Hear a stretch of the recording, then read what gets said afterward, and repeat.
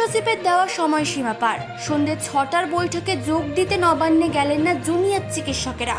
উল্টে ৫টি শর্ত দিয়ে মুখ্য সচিবকে ইমেল পাঠালেন তারা, যেখানে স্পষ্ট জানিয়ে দেওয়া হয়েছে ৩০ জনের প্রতিনিধি দলকে বৈঠকে যাওয়ার সুযোগ দিতে হবে। শুধু তাই নয়, মুখ্যমন্ত্রীর উপস্থিতিতে বৈঠক করতে হবে বলেও শর্ত দেওয়া হয়েছে। আর তা মানা না হলে স্বাস্থ্য ভবনের সামনেই অবস্থানে অনড় থাকবেন বলে হুঁশিয়ারি চিকিৎসকদের।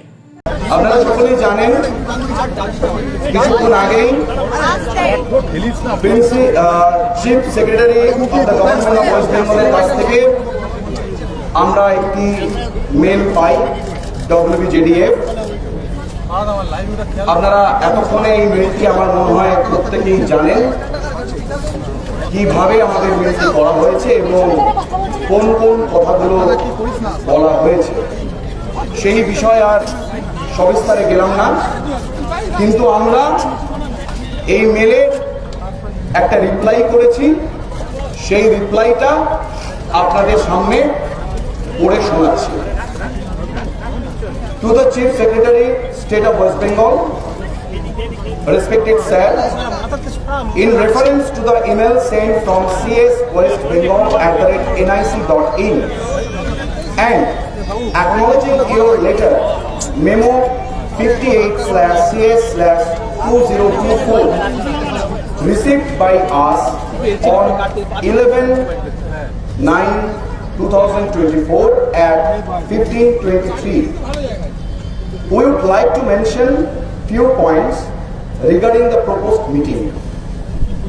As mentioned in our previous mail, we would like to reiterate some points. We want to send a delegate team of at least 30 representatives. We want the meeting to be live telecasted for the sake of transparency amongst all parties. We want the meeting to be based around our 5-point demands, and we are re-emphasizing our point that we want our discussion to be in the presence of Honorable Chief Minister. We are waiting for your positive response. Yours sincerely, West Bengal Junior Doctors Forum. We want justice! We want justice! We want justice! আমি আরেকবার বাংলায় একটু বলে দিই। From the chief secretary state of West Bengal, সেই জায়গা থেকে আমাদের ওয়েস্ট বেঙ্গল জুনিয়র ডক্টরস ফান্ডের তরফ থেকে একটি মেল রিপ্লাই দেওয়া হয়। সেই মেলে যে মেলটি ওনারা করেছিলেন, সেই মেলটি 11 তারিখ সেপ্টেম্বরের 11 তারিখ 2024 3:23 আমাদের কাছে আসে এবং তার উত্তরে আমরা যে মেলটি ফরওয়ার্ড রিপ্লাই করেছি সেখানে লেখা আছে যে আমরা অ্যাটলিস্ট 30 জন প্রতিনিধি এখান থেকে যাবে। তার কারণ এই আন্দোলনটা 26টা মেডিকেল কলেজ এবং আরও জনসাধারণের মধ্যে এই আন্দোলন যেহেতু ছড়িয়ে গেছে, তাই 10, 12 বা 15 এই রিপ্রেজেন্টেটিভটা আমরা সহমত পাইনি। এবং আরও বলেছে আমাদের যে মিটিংটা হবে সেইটি যেন লাইভ টেলিকাস্ট হয়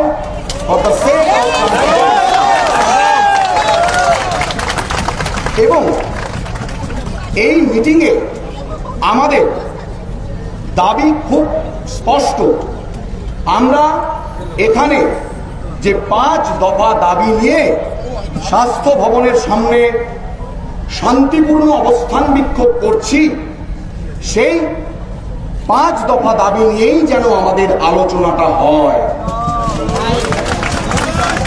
এবং আরো বলেছি এটা যেন ইনশিওর করা হয় অনারেবল চিফ মিনিস্টার অর্থাৎ আমাদের রাজ্যের মুখ্যমন্ত্রী যেন আমাদের মিটিংয়ে উপস্থিত থাকেন। ধন্যবাদ West Bengal junior doctors fund. না, এখনো কোনো রিপ্লাই আসেনি। 30 জনের যে টিম, তার মধ্যে শুধুই ডাক্তাররা থাকবেন? 30 জনের যে টিম, যেহেতু আমাদের এই আন্দোলনটা সমস্ত মেডিকেল কলেজ থেকে শুরু হয়েছিল, তাই সমস্ত মেডিকেল কলেজের রিপ্রেজেন্টেটিভদের নিয়ে যে কমিটি হয়েছে আমাদের West Bengal junior doctors front, সেই জুনিয়র ডক্টরস ফ্রন্টের 30 জন প্রতিনিধি এই মিটিংটায় যাবে। এই চারটে পয়েন্ট যেটা আপনার কন্ডিশন রেখেছেন, কমপ্লিট না হলে পরবর্তী কি ভাবছেন? আগে সেই উত্তরটা আসুক, তারপরে আপনার উত্তর দেবো। Yes, yes. আজকে যদি কোনো রকম রিপ্লাই বা কোনো রকম এই ধরনের বৈঠকের কোনো উত্তর না আসে, আপনারা কি আজকেও অবস্থান চালাবেন? সিঙ্গেল আপনারা কি আজকেও অবস্থান চালাবেন যদি কোনো রিপ্লাই না দেখুন, আসে? আমি একটা কথা আবার পরিষ্কার করে দিচ্ছি, আমরা যে মিটিংয়ের প্রস্তাব এসছে, যদি সেখানে যাই, আমরা কোন রকম কনক্লুশনে সেখানে পৌঁছবো না। আমরা আমাদের এই অবস্থান বিক্ষোভ মঞ্চে ফিরব। আমাদের যে জনসাধারণ এখানে অপেক্ষা করে আছে, যে ডাক্তার বন্ধুরা এখানে অপেক্ষা করে আছেন, যে সিনিয়র ডক্টররা আমাদের এই আন্দোলনে প্রথম দিন থেকে আছেন, তাদের সাথে আলোচনা করে আমরা আমাদের কর্মবিরতি এবং অবস্থান বিক্ষোভ কি হবে সেই নিয়ে সুচিন্তিত মতামত পরবর্তীকালে জানাবো। চিফ এডিটর জিতেন সরকারের রিপোর্ট, চেতনা বার্তা, জেগে থাকে, জাগিয়ে রাখে।